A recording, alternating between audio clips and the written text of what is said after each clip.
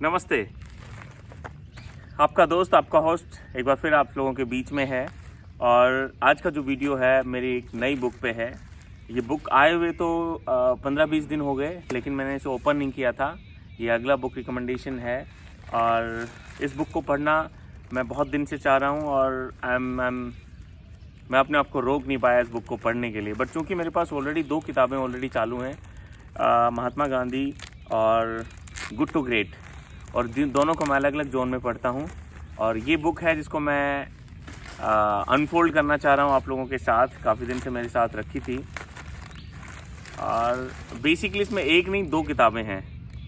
मैं महीने में, चाहे मैं पढूं ना पढूं, मैं 2 से 4 ज़्यादा भी हो जाती है, मैं बुक ख़रीदता ज़रूर हूँ और रख लेता हूँ और टाइम टू टाइम उनको पढ़ता रहता हूँ। साथ में मैंने एक और नई आदत पाली है पिछले 2-3 साल से कि मैं कहीं की भी यात्रा करूं, अगर मैं बाहर घूमने जा रहा हूं या कहीं दूर जा रहा हूं, तो उस यात्रा के दौरान मैं एक किताब खरीद लेता हूं उस यात्रा की याद में।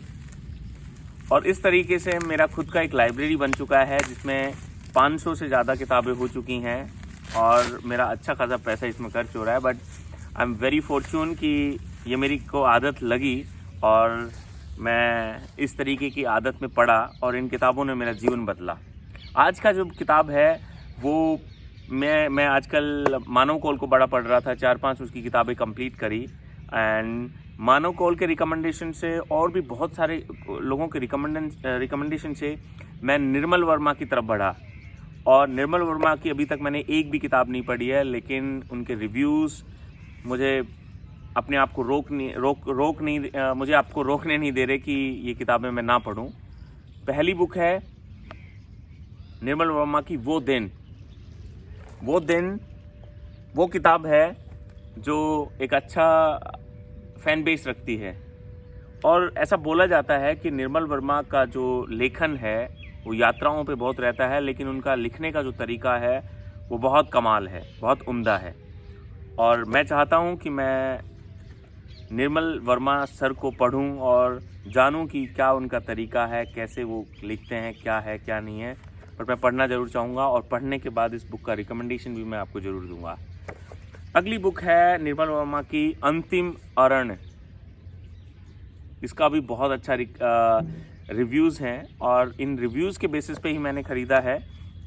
और मैं चाहता हूँ कि इन बुक को पढ़ के आपको मैं रिव्यू भी दूं। और अगर आप लोगों को भी पढ़ने का अगर है कि आप पढ़ना चाहते हैं तो ज़रूर इनको पढ़ें, क्योंकि बहुत कमाल के राइटर हैं। और जब हम किताब पढ़ते हैं तो किताब नहीं पढ़ रहे होते हैं, हम उस राइटर की जीवन यात्रा भी समझ रहे होते हैं, हम उस राइटर का थॉट प्रोसेस, माइंडसेट भी समझ रहे होते हैं। और किताबें जब आपकी दोस्त बनती हैं तो आप नहीं रहते, कुछ और बन जाते हैं। आपका दिमाग कंटेंट की तिजोरी बन जाता है। आप उनकी कहानियों से, उनके लेखन से, उनकी लिखी हुई बातों से आप अपने आप को उनके साथ घसीटते हैं।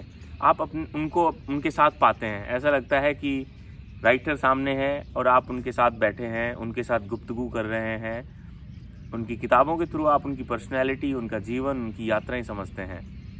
और मुझे ऐसा लगता है, पर्सनली ये मेरा मानना है कि कोई बंदा कंटेंट क्रिएट कर सकता है, वो कुछ भी कर सकता है। क्योंकि किताबें लिखना, कहानियाँ बनना, मूवीज़ बनाना, ये जो डायरेक्टर्स लोग हैं, ये जो लिखने वाले लोग हैं, ये जो क्राफ्ट तैयार करते हैं, जो किताबें लिखते हैं, वो जो कंटेंट पे काम करते हैं और कंटेंट हमें परोसते हैं, तो वो छोटी चीज़ नहीं है। उसके लिए एक जर्नी चाहिए होती है, उसके लिए एक माइंडसेट चाहिए होता है, उसके लिए एक प्रोसेस चाहिए होता है। जब हम उनको हमारे हाथों तक पहुंचती है, ये चीज़ें हमारे हाथों तक पहुंचती है। तो मैं फिर से अभिभूत हूँ निर्मल सर को पढ़ने के लिए। और ये अभी इस दुनिया में नहीं है, बट इनकी लिखा, इनकी बातें, इनके विचार, इन सब का इस दुनिया में ऐसे ही घूमते रहेंगे। और रूबरू होते हैं निर्मल वर्मा जी से और मिलते हैं अगले वीडियो में किसी नई किताब, किसी नई कहानी, किसी नए चीज़ के साथ।